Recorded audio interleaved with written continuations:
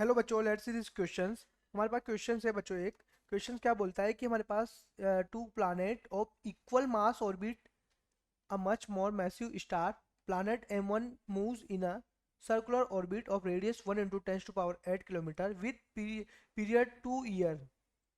Planet M2 moves in elliptical orbit with closest distance r1 and equal to 1 into 10 to power 8 kilometer and farthest distance r2। ठीक है, forest distance है हमारे पास, ये फारेस्ट R2 1.8 tens to power 8 kilometre is shown. हम लोग को पूछा है इसने कि using the fact that the mean radius of elliptical orbit is the length of semi major axis, find the period of M2 orbit। which B बोल रहे हैं, which planet has a greater speed at point P, which has a greater total energy, compare the C बोलता है compare the speed of planet M2 at P with that at A। बच्चों यहाँ सबसे पहले हम फर्स्ट क्वेश्चन के बारे में बात कर रहे हैं। ठीक है, दो प्लानट हम लोग को दे रखे हैं, इस प्रकार से इसने दिया है। ठीक है, इक्वल मासेस है उनके।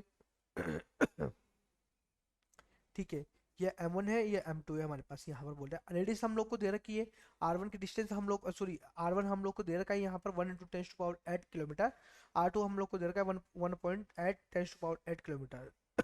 बोलता है using the fact that the mean radius of elliptical orbit is the length of semi major axis, find the period M2 orbit.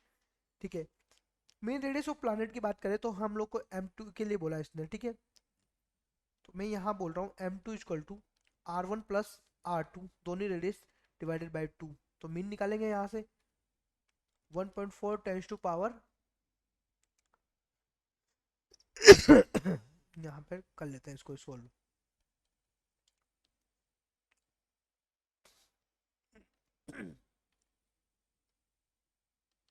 R1 क्या है बच्चों यहाँ पर 1 into tens to power 8 plus 1.8 into tens to power 8। ठीक है, तो ये हमारे पास क्या अपॉन 2। तो यहाँ क्या हो जाएगा बच्चों, अगर यहाँ देखें तो टेंस टू पावर 8 तो कॉमन आ जाएगा, ये 1 प्लस 1 2.8 आ जाएगा। ठीक है, ठीक है, 2.8 आ जाएगा ये 2.8 डिवाइडेड बाई 2 और टेंस टू पावर 8। तो यहाँ फाइनली हमारे पास क्या होगा 1.4 into tens to power 8 kilometre. ये तो हमारे पास ये आ गया। हम जानते हैं बच्चों केपलर के जो थर्ड लॉ है हमारे पास, प्लानिटरी जो हमारे पास मोशन का थर्ड लॉ है, वो क्या बोलता है हम लोग से कि जो टी है हमारे पास, बोलते हैं हम लोग टी का square proportional to R cube, R का क्यूब। इसको हम टी प्रोपोर्शनल टू आर की पावर 3/2 लिख सकते हैं।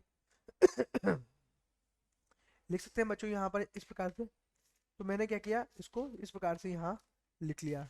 ठीक है, बिल्कुल लिख सकते हैं इसको यहाँ ऐसा। ठीक है, तो मैंने इसको ऐसा लिख लिया। अब टाइम पीरियड ऑफ M2 का टाइम पीरियड हम लोग को बताना है। तो यहाँ मैं बोल लिखूँ T2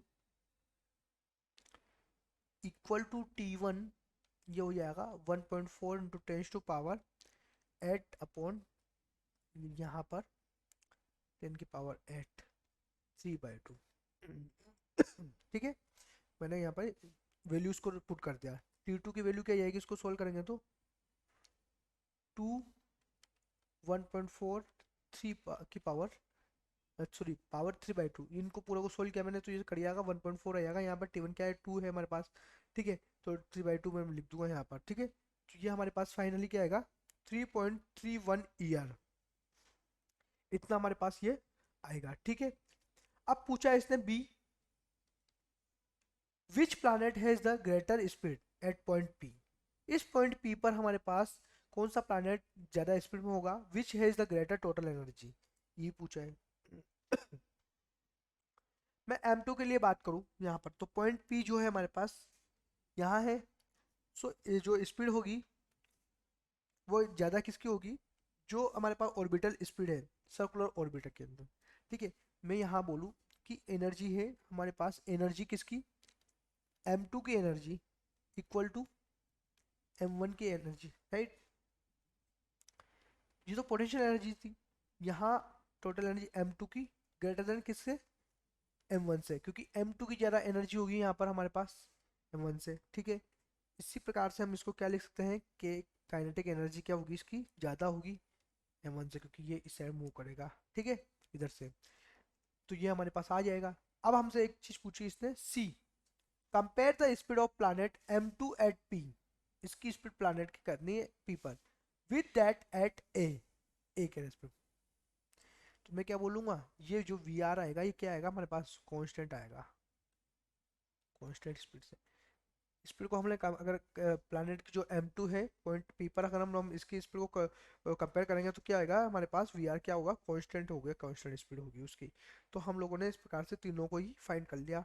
बेस्ट ऑफ लक।